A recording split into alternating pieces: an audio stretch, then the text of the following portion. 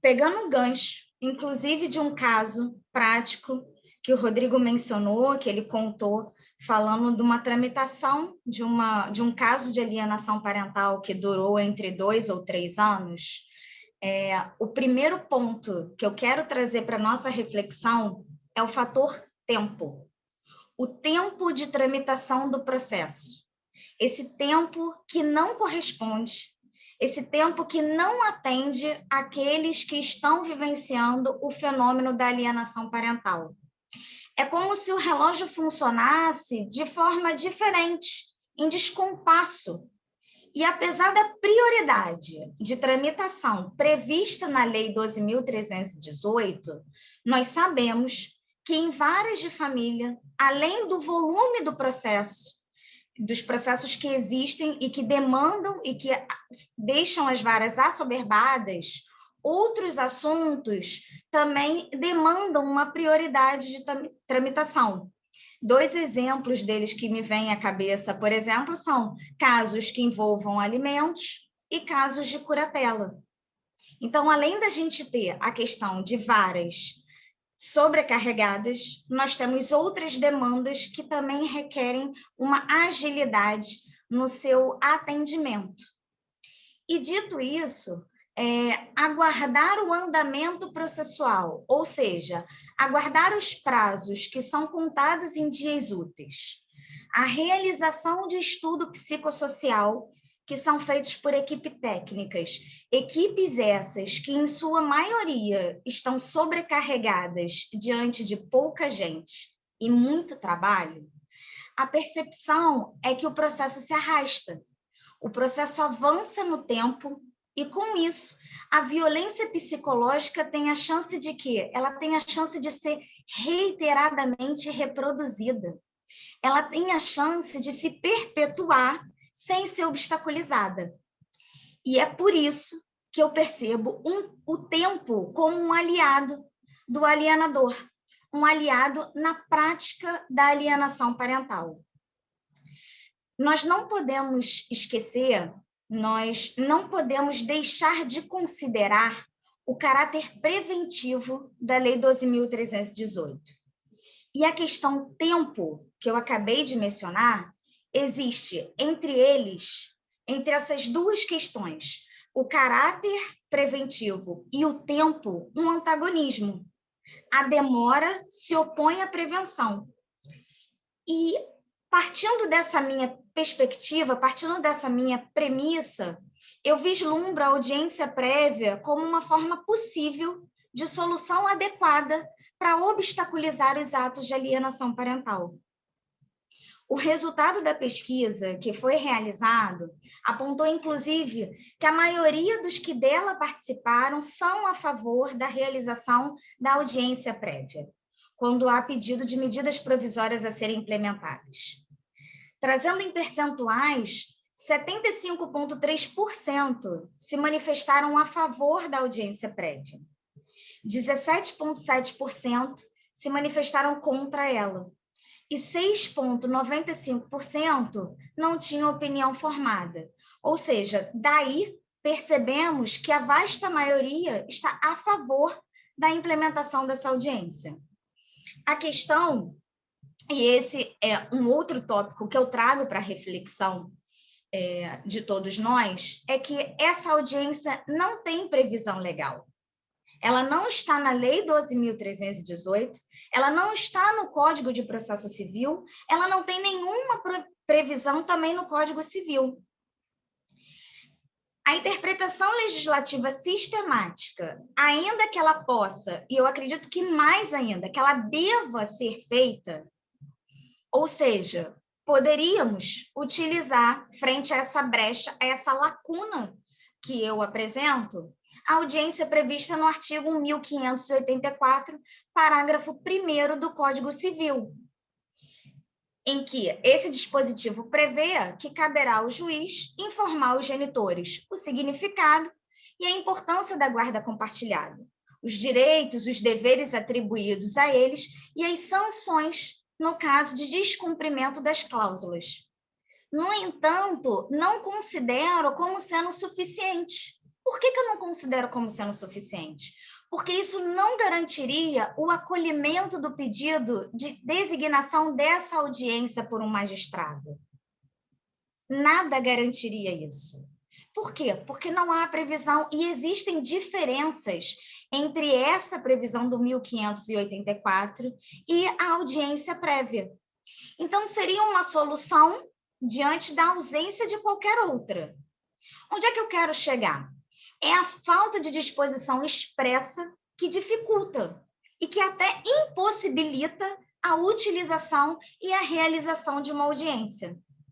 Eu trago como experiência aqui no Rio de Janeiro, que é onde eu atuo.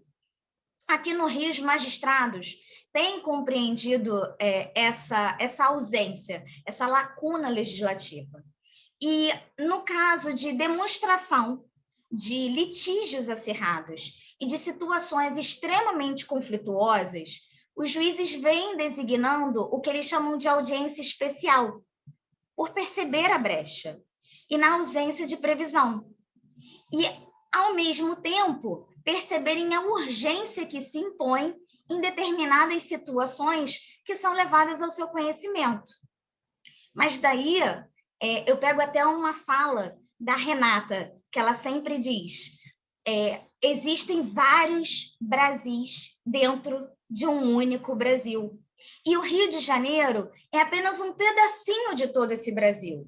E o objetivo, não só do grupo de trabalho, mas de todo esse nosso esforço aqui, é a melhoria legislativa que atenda a todo o país, que atenda da melhor forma as crianças e os adolescentes.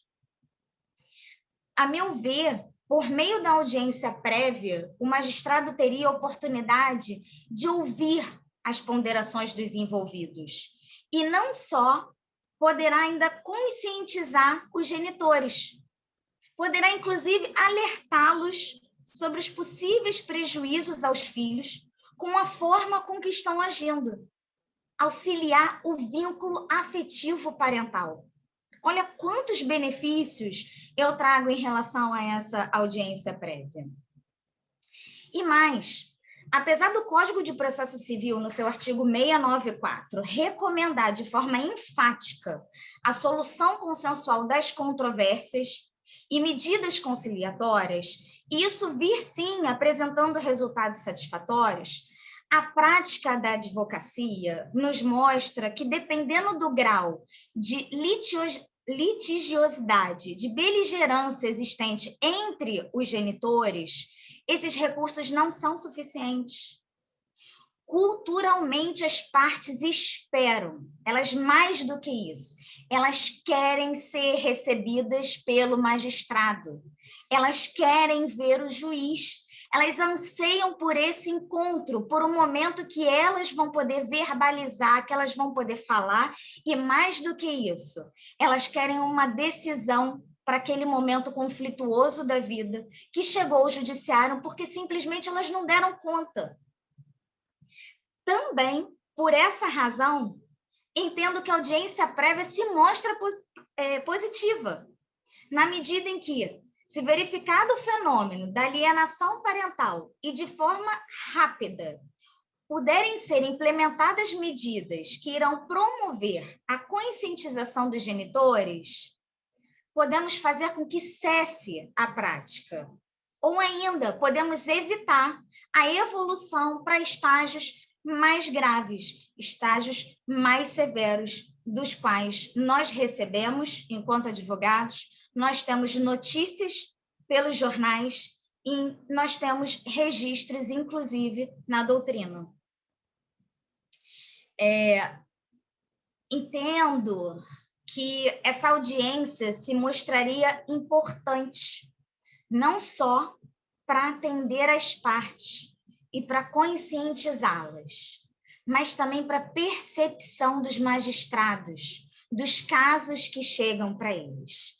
Na medida em que reunir os genitores e buscar um diálogo entre eles, um diálogo proativo entre eles, as partes, naquele momento, têm a chance, como eu disse, de expor, de fazer as ponderações juntamente com os seus advogados, ou com seus defensores, com o Ministério Público e com o juiz, para que todos estejam ali nivelados de forma colaborativa para a solução daquilo que se apresenta, visando sempre o melhor interesse da criança. E aí, sendo constatado indicativos de alienação parental, as medidas do artigo 6º da lei poderão ser tomadas, e vão ser tomadas para inibir ou para atenuar os efeitos, conforme a Lei 12.318 já prevê. Defendo que o ideal é a designação de audiência prévia no início do processo. Mas defendo também que em qualquer estágio dele poderá ser realizada, seja por requerimento das partes, seja de ofício. Basta a percepção de que a situação continua beligerante, continua conflituosa, e aquela criança é exposta àquele cenário, àquela situação da qual ela não deveria estar exposta.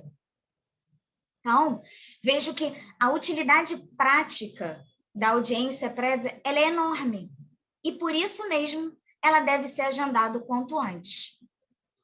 Ao que tudo indica, essa também foi a percepção da Comissão de Direitos Humanos e Legislação Participativa do Senado, que, sob a relatoria da senadora Leila Barros, em fevereiro do ano passado, apresentou uma emenda substitutiva ao projeto de lei 498. Sim, o projeto de lei que visa a revogação da Lei 12.318, mas que, entendendo que a revogação inteira da lei, em razão da exploração do que se considerou, aspas, falhas existentes em alguns de seus instrumentos, daria plena liberdade de ação para os alienadores. É o primeiro ponto. Seria desfavorável aos genitores alienados. É o segundo ponto. E o terceiro e mais importante, que é o principal motivo, traria prejuízos às crianças e adolescentes, violando o direito à convivência familiar. Então, uma das sugestões dessa emenda, pertinente ao meu tema, foi justamente a ampliação do envolvimento e responsabilidade do magistrado. Antes de tomar qualquer decisão, o juiz deverá promover a audiência com as partes, ressalvando os casos que haja litígio de violência contra a criança, respeitando o contraditório e a ampla defesa. Essa seria a proposta da emenda em seu parágrafo 3º do artigo 4º. O artigo 4º da Lei 12.318 não teria mais um parágrafo único, teria 4 parágrafos. Considerando a proposta de modificação oportuna e eficaz pelos motivos que expus para vocês até agora, vejo com alegria e espero que esse ponto, não que todos os pontos da emenda sejam maravilhosos, mas esse ponto que é relacionado ao meu tema, eu recebo com muita alegria. E caminhando já para o fim, de verdade, eu gostaria de citar uma poesia do Paulo Leminski, que traz a questão do tempo, traz a questão da demora, essa demora que causa tanta angústia àqueles que sofrem com a alienação parental. A poesia, o título são Horas e Dias. Tem horas que é caco de vidro, meses que é feito um grito. Tem horas que eu nem duvido, tem dias que eu acredito. Que possamos, não só com esse grupo de trabalho, não só com esse ciclo de debate, mas com todas as formas possíveis, inclusive aqui na minha apresentação a Priscila trouxe sobre o OAPAR, que eu tenho muito orgulho de ter junto com outras pessoas fundado, com uma equipe multidisciplinar, que todos nós, numa força conjunta, possamos refletir sobre melhorias na lei, sobre procedimentos mais ágeis e eficazes para a gente obstaculizar o abuso moral. para obstaculizarmos a violência psíquica contra a criança e o adolescente, de forma que a gente possa preservar a integridade psicológica e resguardar o direito ao convívio familiar com os genitores. Que possamos promover mais eventos como esse, eventos de diálogo, eventos de troca, eventos de aprendizado. Agradeço imensamente a toda a atenção de todos aqui presentes. Obrigada.